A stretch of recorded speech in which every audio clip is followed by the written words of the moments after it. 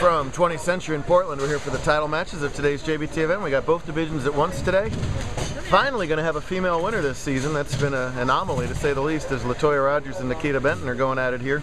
This is a 2-game total pinfall title match. We're starting in the second frame of game 2. And it's been all Benton for quite some time, and it continued to be so in the first game of the title match as Nikita won 197 to 171, so Latoya has to make up those 26 pins, and she also has to make up 21 pins of handicap that she's giving Nikita per game.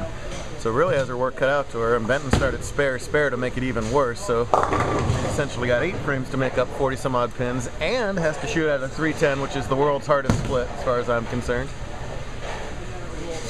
And does what I do with just about every 310, finds a way to chop it off. So the 310 might as well be a 710 to me. Can't make it.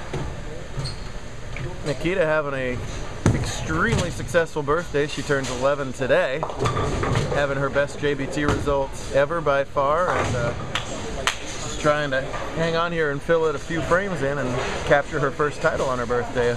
Turns 11 today. So we've had 2 9-year-old winners so far this season already. Real good shot at having an 11-year-old winner right here. 4-7-9 would sure be an exciting split if she can make it. Just going to get the 2 out of it though. Still in fine shape in the match. This is the 13th game of the day for these bowlers as they've survived from the round of 16 onward.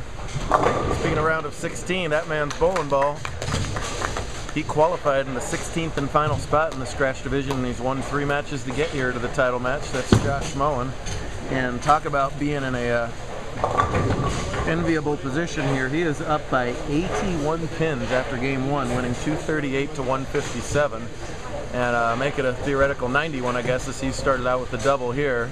And you don't want to give your opponent any chance to come back, and you kind of want to put the hammer down early, and that 3-bagger would have really done it there, but he'll take leaving only 4 pin. He's going up against Curtis Lindeman, he of the Wilson urethane ball, the only one in existence. He's made it work. It's not urethane, it's reactive. It is reactive? I beg your pardon.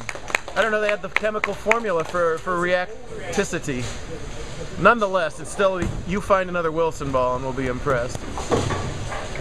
Shot 278 with that Wilson ball earlier today, but he's in big trouble in this title match right now. He's a little happier about being in big trouble than he has been in previous weeks because he finally broke the ice and won his 2nd career JBT title. It had been over a season since he won. He didn't win at all last year, which is just, talk about anomalies, just should never have happened. Just got a lot of bad luck and had a couple key bad shots in clutch situations. There's that Wilson ball doing what it always does.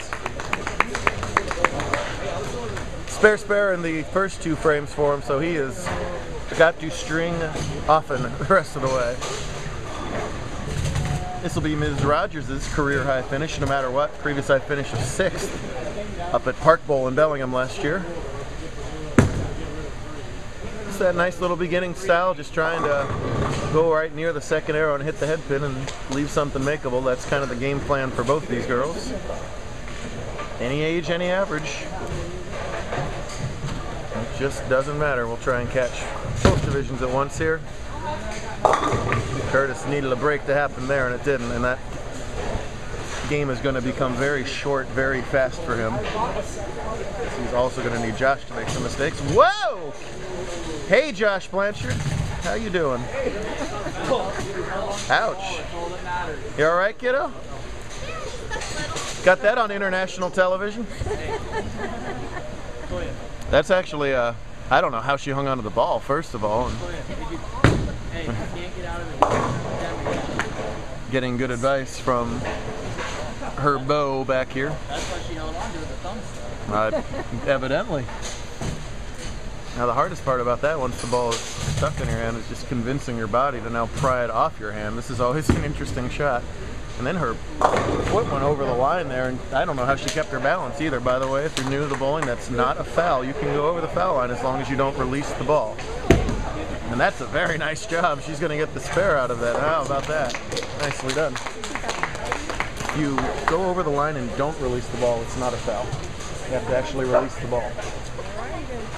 Did you just learn something? I did. All right. I love learning something every day. There you go.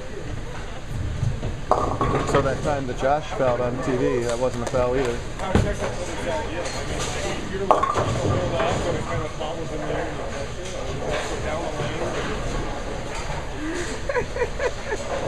I don't know if you catch a thrown ball, whether that would be a foul or not. That's an excellent question. Jeff Mullen on the spot here with a brilliant questions. We'll have to ask Blanchard that. I mean, if anybody would know, it will be him. We'll have to ask him about that. So I would think that that would be a foul because you released the ball. But you hear his full question? What if you foul, you release the ball, catch it before it hits the lane surface? You released it at some point, but yeah, I don't know. I don't know where the dividing line is on that. We'll ask the replacement refs. They will know. Air knocks down a pin. I'm not certain of that either, to be honest. After further review, Randy Johnson did not touch second base. Touchdown Mariners. Thank you. It's been a fun week up in the Northwest here. We're taping this 6 days after the Seahawks quote-unquote victory, which they'll happily take. Oh, Nikita should have gotten that spare there. Bad break for her. An opportunity for Rogers to see she struck while we were babbling. I'm fascinated. I'm going to look into that. If you were throw a caught ball. And a double for Lindeman as he stays in the same area code as Mullen. But If you're like sitting on the lane and you're able to catch the ball, I think you deserve another. Deserve, absolutely. Do you get it? I don't know. Oh, nice shot from Latoya. Oh man, how did neither of those pins fall? My goodness. I thought she was for sure going to get the 5 or the 7 out, if not both, and instead she got neither of them. That's a stinker of a break. And she could really help her cause out if she can find a way to make this makeable split. She's got to get that ball to the right of the 5, drive it over into the 7.